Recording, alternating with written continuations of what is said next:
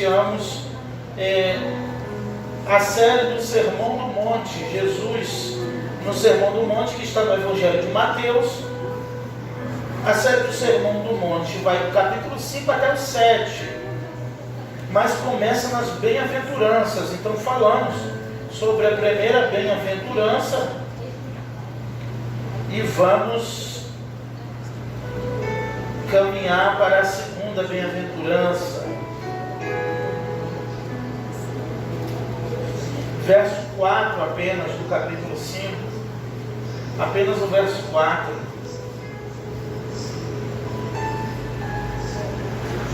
Quem achou, diga amém. É o primeiro livro do Novo Testamento, capítulo 5, verso 4. Evangelho segundo escreveu Mateus, na página 810. Página 810 da Bíblia da nossa igreja. Bíblias Almeida, século 21. Diz assim a palavra do Senhor: bem-aventurados que choram, pois serão consolados. Senhor meu Deus e meu Pai, fala conosco, Senhor, nesta manhã, através da Tua santa e poderosa palavra. Ó Deus, que a Tua palavra encontre um lugar em nossos corações, Senhor. Que nesta manhã venhamos ser consolados pelo Teu Espírito Santo. Fala conosco, porque precisamos ouvir a Tua voz. Em nome de Jesus. Amém. Jesus começa a série de Sermão do Monte, Sermão da Montanha, justamente porque ele foi para um lugar mais alto para ensinar os seus discípulos, ali chamado, conhecido Sermão do Monte. Alguns teólogos estudiosos perceberam e entenderam que, por ser um sermão muito longo, e foi acredita-se que do capítulo 5 até o 7 foi um único sermão de Jesus. Ele não ia lá todo dia na montanha, subia e dava um sermão, como aqui em cada oportunidade, um domingo manhã, uma quarta-feira, um culto de oração. Não, isso foi um discurso de Jesus que durou dias. Eu falei isso na semana passada, e a multidão que acompanhava Jesus, 5.000 fora mulheres e crianças. Então, 5.000 homens, fora mulheres e crianças, a gente estima aí mais de 10.000 ouvintes, né? E as crianças, lembrando delas, que alguns discípulos às vezes tentavam repreendê-las, e Jesus não, deixa elas vir, porque delas é o reino dos céus. Não, Senhor, mas vai atrapalhar o sermão. Deixa as crianças, né? Então, com as crianças, vamos botar que cada mãe tinha pelo menos um, estima-se aí 15.000. Isso não é tão importante diante do que Jesus começou a ensinar. Jesus começa a ensinar, e nem da multidão que estava em volta de Jesus.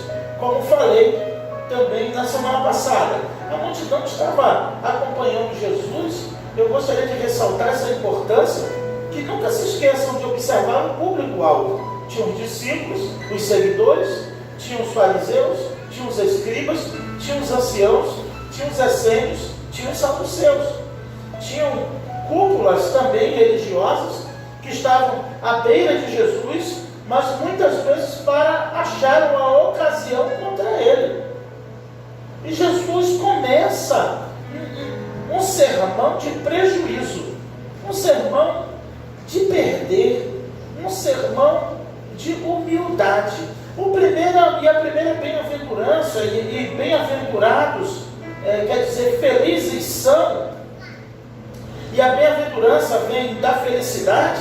A primeira foi que bem-aventurados pobres de espírito, porque deles é o reino do céu.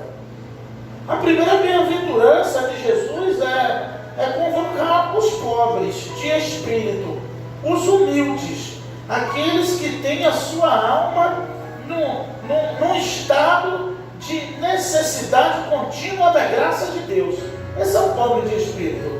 O miserável espiritual é aquele que, não visto de uma forma pejorativa, mas o miserável espiritual é aquele que reconhece o seu estado miserável diante de Deus e sabem que sem Ele, como diz Jesus, sem mim nada podeis fazer. Ele diz em João 15, verso 5. A segunda bem-aventurança que Jesus lembra e fala aos seus discípulos, e eu relembro com vocês nesta manhã, tem muito a ver, está relacionada ou correlacionada com a primeira. Porque para você entender que é pobre de espírito, só em uma autoanálise você e Deus. Só aos pés da cruz, para entender o seu estado miserável, o seu estado decaído, e entender que sem Jesus a sua vida não tem sentido. Já viu, eu não sei se você já viu, ou se em um término de um relacionamento, ou como vimos às vezes na TV, a pessoa, ela, por entender que não consegue viver sem aquela, ela se humilha de tal maneira. Às vezes esses programas de TV, a pessoa se ajoelha: meu amor, não consigo viver sem você. E a pessoa diz: mas não quero mais, acabou. E aquela pessoa se humilha de forma mais profunda por entender que sem aquela pessoa não consegue viver, que é uma utopia, é uma falsa realidade. Deveríamos exercer isso em nossas orações aos pés de Jesus. Se humilhar, mas se humilhar com a alma.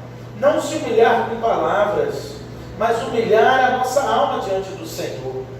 E a segunda bem-aventurança tem muito a ver com a primeira. Parece que vem algo ruim para depois vir algo bom. A segunda bem-aventurança que Jesus destaca e que eu falo com vocês nesta manhã é que bem-aventurados que choram. É uma contradição ser feliz quem chora. Como quem chora pode ser feliz? Como chorar de felicidade? O tema da mensagem desta manhã é o que tem te feito chorar. Ou você chora por quê? O que tem te feito chorar? O que tem tirado? Tá bom, tá bom do jeito que tá. Tá bom do jeito que tá. Obrigado. O que tem te feito chorar? O que tem te feito o que tem arrancado lágrimas dos teus olhos? E Jesus, ele chama de felizes os que choram. Porque felizes são os que choram. Se o mundo e a nova teologia da alegria, a teologia da autossatisfação, do prazer e da vontade realizada, da vontade própria, nos ensina totalmente diferente. Que devemos ser felizes, que você precisa realizar os seus sonhos, músicas dizendo que você não nasceu para sofrer. Mas o Evangelho vai na contramão de tudo isso, irmãos. Por isso que às vezes a gente pensa de forma não bíblica a respeito da alegria, a respeito de uma verdadeira satisfação em Cristo Jesus. Porque satisfação em Cristo não é tudo te agradar. Não é tudo que acontecer na igreja tem que agradar você. Não é tudo que acontecer tem que ficar do seu jeito. Não, e muitas pessoas sofrem por coisas efêmeras. Muitas pessoas não são felizes na congregação. Muitas pessoas não são felizes na sua vida cristã. Muitas pessoas, elas chegam a viver e a congregar de maneiras desgostosas porque os seus prazeres, os seus deleites, as suas vontades, a sua justiça própria, o seu próprio bel prazer não é atendido. Mas desde que ele entenda por cristão, desde que ele entenda por salvo em Cristo Jesus, a nossa vida nós entregamos ao nosso Senhor para fazer, para glorificar a Deus, para bendizer o nome do Senhor e não a nós. O Evangelho de Mateus, os evangelistas, eles vão vir em uma lista repleta de quem segue a Jesus e não há nenhuma promessa de felicidade nisso. Só de sofrimento, irmãos. É que o Filho do Homem não tem onde reclinar a cabeça. É que no mundo tereis aflições. É que se perseguiram o Filho do Homem, que dirás a vós, mas se alegrai e regozijai nesse dia, porque grande será o vosso galardão. Pedro e João, quando são presos ali nos primeiros capítulos de Atos, capítulo 4 principalmente, eles apanham por falar de Cristo, e eles dizem, eles são ameaçados de falarem de Jesus de novo, E ele disse: não podemos deixar de falar o que temos visto e ouvido. Mas o mais interessante depois disso é que é narrado a alegria deles de terem apanhado e sofrido por causa de Cristo. Eles saíram felizes porque receberam açoites por causa de Cristo. E você tem chorado por quê? Você tem sofrido por quê? Porque o que tem te feito chorar? As lutas do dia a dia? Por não ter resposta de Deus para a tua angústia? Porque a vida não está do jeito que você planejou e projetou? Porque não está conforme você sonhou? Porque Jesus apresenta uma contramão de tudo isso.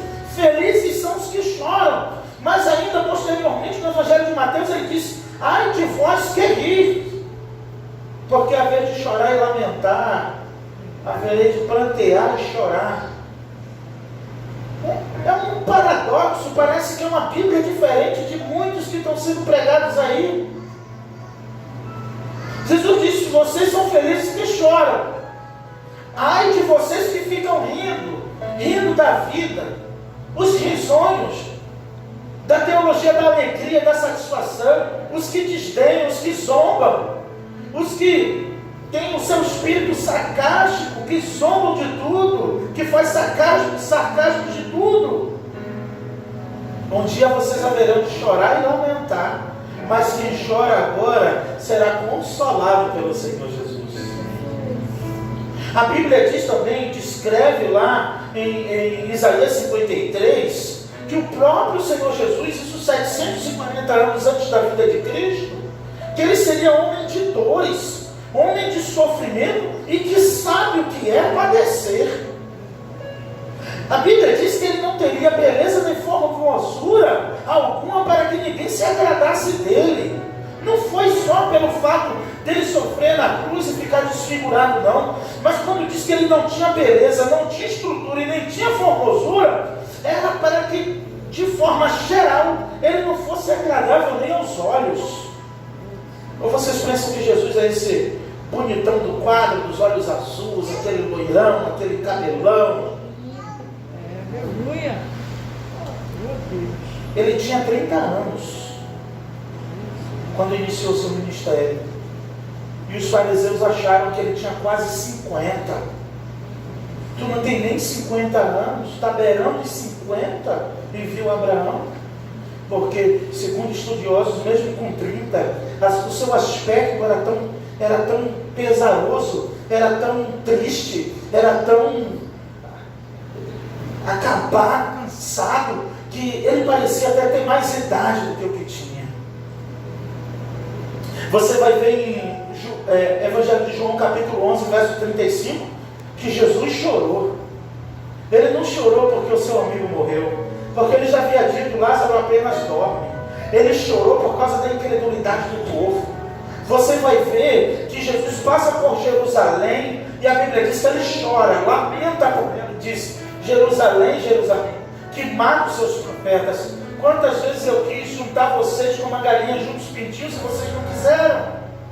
Mas eu garanto a você que de Mateus a Apocalipse você não vai ver nenhum texto dizendo: e Jesus sorriu, e Jesus gargalhou.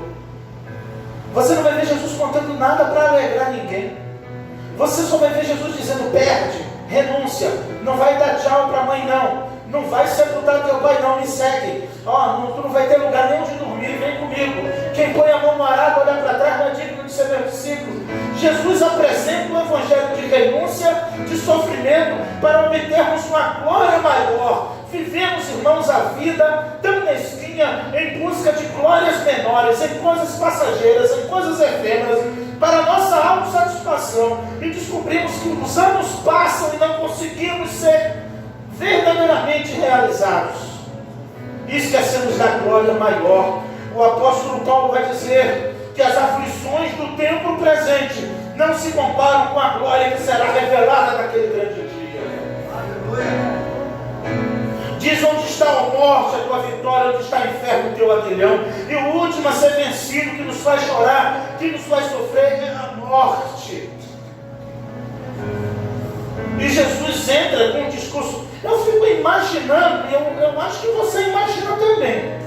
Eu fico imaginando Jesus começando um sermão desse diante de fariseus, saduceus, escribas, essênios, anciãos. E o povo pobre, humilde, agricultores, homens do campo, que já eram pobres, que já tinham que trabalhar para pagar tributo, imposto a César, que já tinham uma vida desgraçada, uma vida de sofrimento. E Jesus primeiro vem dizer que eles têm que ser pobres de espírito. Depois ele vem e diz que bem-aventurados que choram.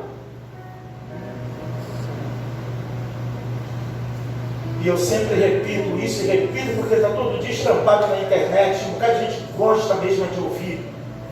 Enquanto pregamos enquanto Jesus diz que bem-aventurados que choram, você vai na internet e vê pregações, você não vai conseguir parar de rir.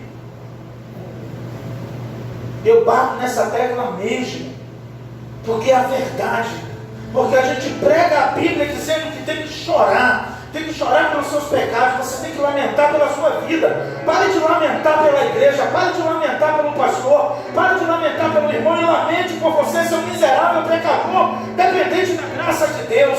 Pare de se achar nada, lamente-se, chore, vista-se de pano de cinza diante de Deus, se ajoelhe na sua cama, se jogue no chão do seu quarto e chore pela sua vida miserável, mesquinha, que sem Jesus você não é nada, não vai a lugar nenhum. A tua faculdade não te leva a lugar nenhum, o teu salário não te leva a lugar nenhum, a tua vida estabilizada não te leva a lugar nenhum, mas só um espírito quebrantado e contrito aos pés de Jesus, que vai te levar à morada celestial, a morar verdadeiramente com Jesus.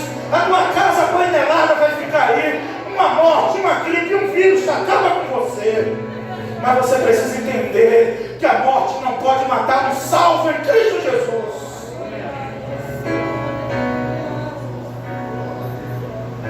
Quando cantamos Eu Vejo a Glória do Senhor hoje aqui, nós cantamos com alegria e deveríamos cantar essa música chorando. Não que tenha algo de errado na música, mas algo de errado conosco quando cantamos ela. Porque a glória de Deus, quando invadia a casa, os homens não conseguiam ficar de pé diante da presença do Senhor. A glória do Senhor, quando enchia um lugar, os homens eram apoderados de temor e caíam clamando, como foi pregado. Isaías, quando viu a glória de Deus, ele não ficou feliz, ele disse, já era, estou perdido, porque os meus olhos viram o Senhor e agora eu vou morrer por isso. Ou você pensa que Isaías pediu para ter aquela visão? Ou você pensa que Isaías queria ver Deus no alto sublime trono? Mas quando Deus aparece a ele diz, está tudo acabado, agora já era para mim, porque meus olhos viram o Senhor, e ninguém pode ver o Senhor e ficar vivo diante dele. Enquanto você sai daqui, liga o seu smartphone, a sua TV, o seu computador, e vê mensagem de rir, vê mensagem de autoajuda. Veja lá, assista. Como melhorar sua autoestima, veja. A minha Bíblia me diz que a minha autoestima é melhorada aos pés da cruz. É chorando e clamando aos pés do Senhor. Eu não sei você, mas todas as vezes que eu me derramo diante do Senhor, eu levanto o melhor. É como se tivesse tirado um fardo das minhas costas. Quando eu me sinto sufocado pelas pressões, pelas aflições da vida, do dia a dia, e às vezes me faltam palavras e só sobram lágrimas diante do Senhor, parece que foram as melhores orações que eu já tive a oportunidade de fazer diante de Deus. Não estou dizendo que temos que lançar mão de uma falsa piedade e viver como os fariseus, com os lábios descascados de jejuar, com a cara triste porque está com fome jejuando, triste pelos cantos, ranzinzo, deprimido, não ter a alegria do amor de Jesus na vida. Não estou dizendo que você não tem que estar com um semblante alegre, que a comunhão traz alegria, que o Senhor ordena a bênção e a vida para sempre na comunhão, que quando estamos juntos não devemos nos alegrar de ver um irmão, ver uma irmã, abraçá-los quando puder abraçar e dizer obrigado, graças a Deus que você veio, estava com saudades de você. Não é isso que eu estou dizendo, mas esse texto está dizendo que bem-aventurados são os que choram, felizes são os que padecem. A Bíblia diz que Jesus era homem de dores e que sabia o que era padecer antes de sofrer e levou sobre si as nossas dores e enfermidades. Tem uma música bonita do padre Fábio de Mello que diz que o mundo pode até fazer você chorar, mas Deus te quer sorrindo. Isso é uma heresia. É bonita de cantar. O mundo quer te ver sorrindo. O mundo quer te ver regozijar nos prazeres da vida. O mundo quer te ver feliz. Deus que te quer chorando. Chorando porque você não conseguiu ler tua Bíblia. Chorando porque você não conseguiu dedicar mais horas da tua oração. Chorando porque você tem se ocupado tanto com o teu trabalho, com o teu mundo, e tem esquecido da tua morada celestial. Ele quer você chorando porque teu dia foi tão corrido que você não conseguiu ler tua Bíblia. Ele quer você chorando porque você não conseguiu entrar naquele propósito com Ele, porque foram tantas demandas, tantas correrias do teu dia. É para isso que Ele te quer chorando, lamentando, dizendo: Deus, eu não consegui hoje, mas me dá forças para eu conseguir amanhã estar na tua presença. Me dá força para entrar num plano de leitura bíblica.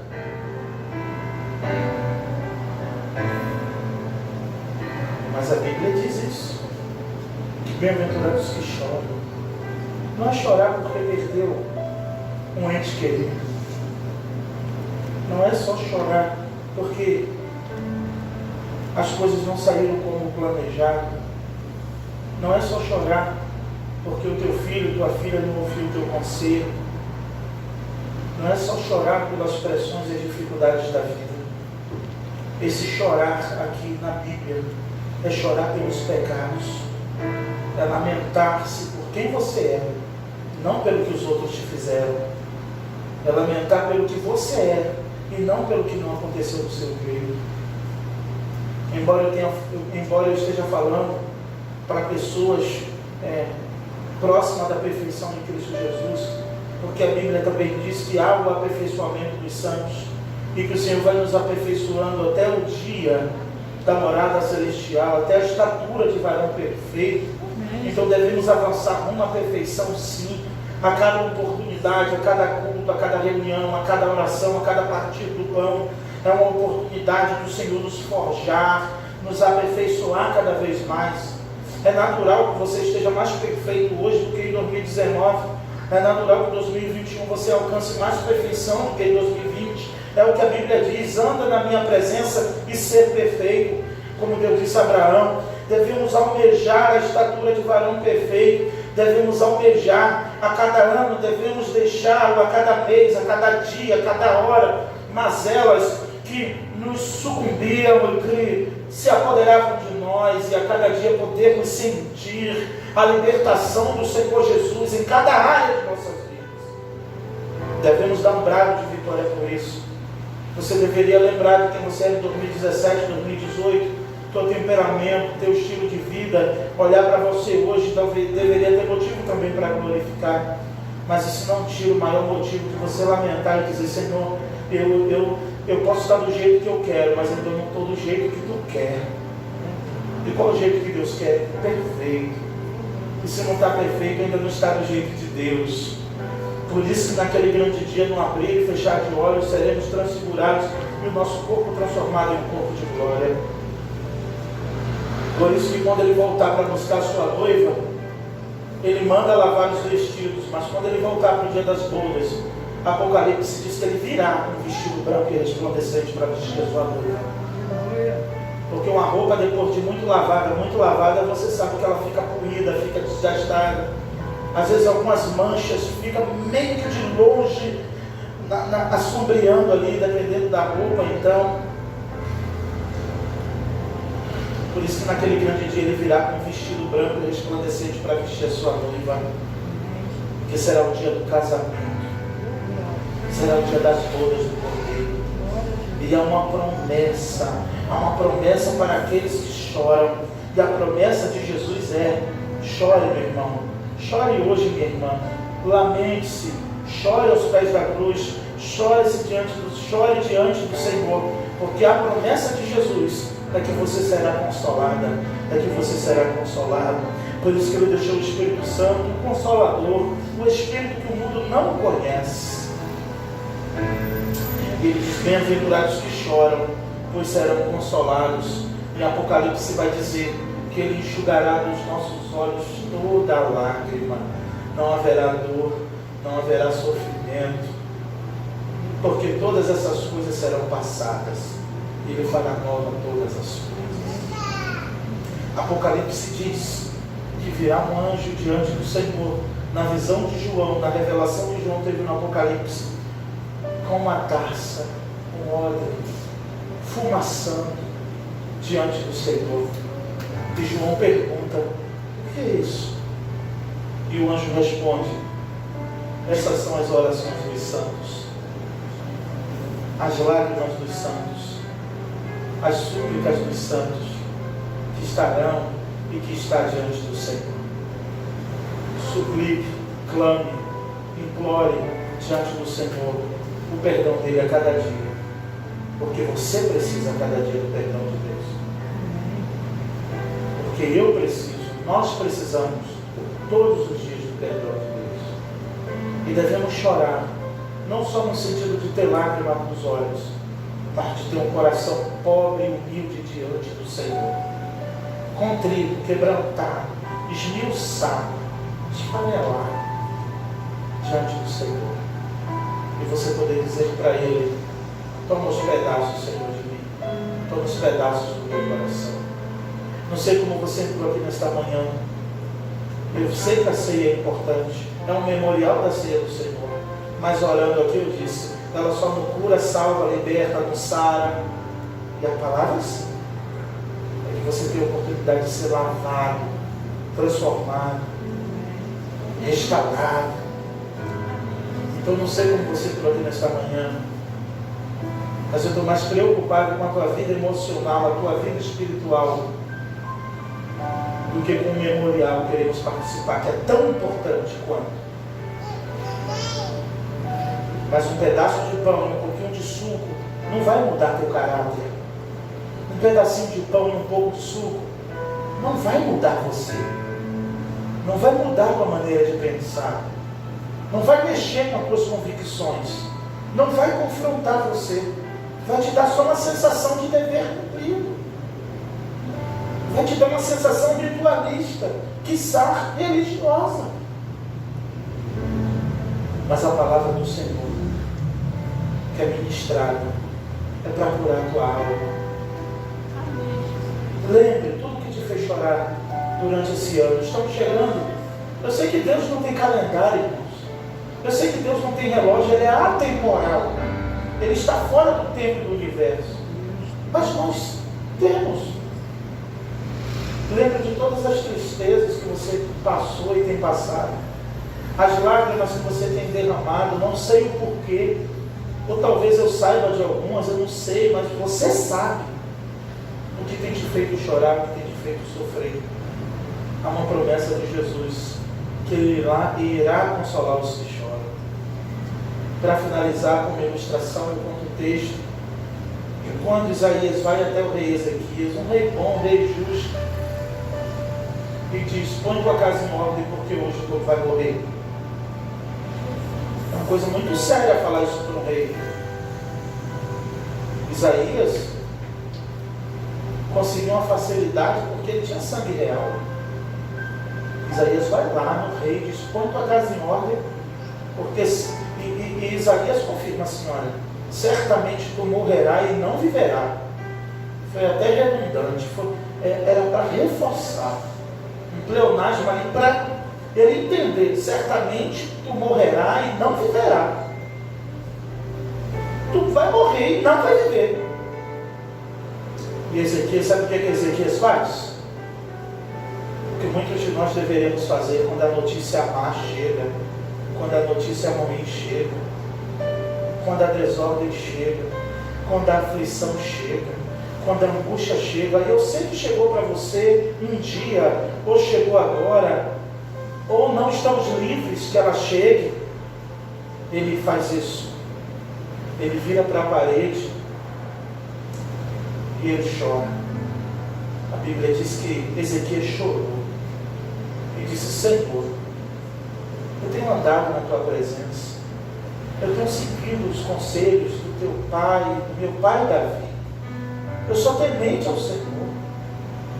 Imagina Isaías parafraseando a oração de Ezequias: não me deixa morrer, Senhor, eu confio em ti, eu creio em ti, não permita, Pai, que eu reparta a minha herança e morra.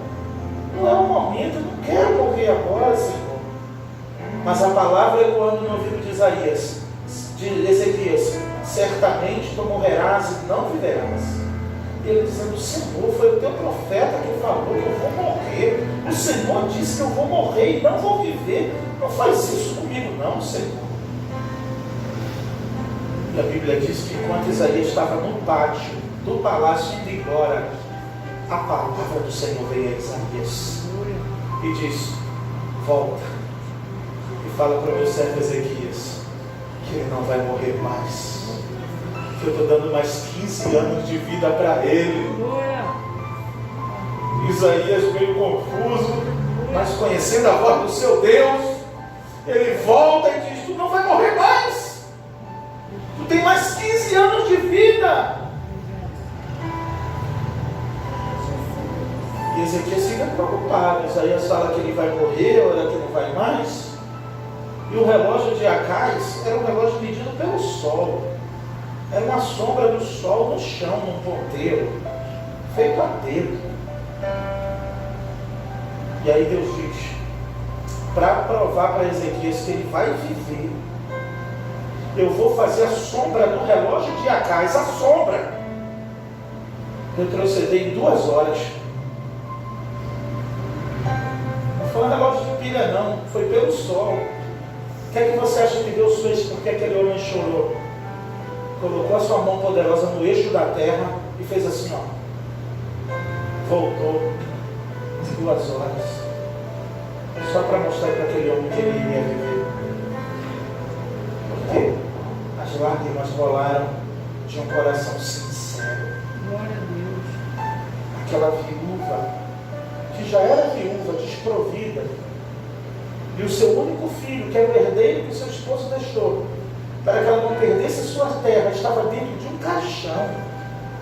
E viu uma multidão com Jesus e uma multidão com aquela mulher. Porque aquele rapaz era muito querido, porque a multidão era grande naquele cortejo na entrada da cidade de Naim. E o que você acha que moveu Jesus a ressuscitar o garoto? A primeira coisa que Jesus olha para a mulher e diz: mulher, não chores. Toca no esquife, no caixão, e diz: moço, eu te digo, levanta-te. E aquele moço senta no caixão e começa a falar. Porque aquela mulher foi consolada, Ezequias foi consolado, e a promessa de Jesus é que nós seremos consolados naquele grande dia. Que você se sinta consolado, consolada, minha irmã, meu irmão, nesta manhã, pela poderosa palavra do Senhor Jesus. Que o teu coração fique firme nas promessas do Senhor. E a promessa do Senhor é que ainda que as lágrimas rolem no teu rosto, lembre-se sempre da promessa que Ele irá te consolar. Lembre-se firmemente, porque o mundo é cruel, a vida bate forte na gente lá fora. Temos um momento de refrigério aqui, mas ao colocarmos os pés do portão para fora, a luta começa. No trânsito, na rua, na vizinhança, e é tanta coisa para nos tirar a paz. Mas quando a lágrima rolar, lembre-se que maior será o consolo do Senhor na tua vida. Que Deus nos abençoe nesta manhã, que a sua rica e poderosa palavra encontre um lugar no meu e no teu coração. E seja feliz em nome de Jesus. Seja feliz com a tua dor. Seja feliz com o teu sofrimento. Seja feliz com a tua cruz da renúncia que você tem que carregar. Porque você será consolado por Jesus. Deus nos abençoe. Eu queria orar. Obrigado, Senhor, pela tua palavra. Que a tua palavra fique guardada em cada coração nesta manhã. Que felizes são os que choram, mas os que choram aos pés da cruz. Felizes são os que choram diante do Senhor. Não necessariamente diante dos homens, não necessariamente em um culto, mas os que derramam a sua alma aos teus pés. Os que choram diante do Senhor. Consola a tua igreja nesta manhã, Pai. Consola a primeira igreja batista na Cancela Preta, a tua igreja local neste bairro, Senhor. Onde houver um coração que entrou aqui triste, angustiado, ansioso, preocupado, triste, oprimido. Consola meio que de maneira como um refrigério, Senhor, pelo Teu Espírito Santo. Que a terceira pessoa da Trindade, o nosso Consolador, nos ajude em nossas fraquezas nesta manhã, Pai. E que a nossa oração seja levada pelo Espírito Santo aos Teus pés, ó Pai. E que o Senhor responda às nossas orações, como respondeu a de Ezequias. Que o Senhor veja as nossas lágrimas, como viu da viúva de Naim. E que o nosso sofrimento seja conhecido diante do Senhor. O sofrimento pela dor, o sofrimento pelo pecado que tão perto nos rodeia, o sofrimento de Paulo, que o bem que quero fazer não faço, quando quero fazer o bem está comigo. E ele ora e diz: eu sou miserável, porque eu não consigo fazer o que eu quero. Quem me livrará do corpo desta morte? Aí ele diz: mas graças ao Senhor Jesus que nos dá vitória, portanto nenhuma condenação há para os que estão em Cristo Jesus. Nos abençoa nesta manhã e nos conduz à tua mesa. Essa mesa é do Senhor. Essa mesa não é nossa. Essa mesa é do Senhor Jesus. Nos conduz a participar deste momento, Pai, com alegria e com o consolo do Espírito Santo em nossas vidas. Porque naquele dia o Senhor enxugará dos nossos olhos toda lágrima, em nome de Jesus. Amém.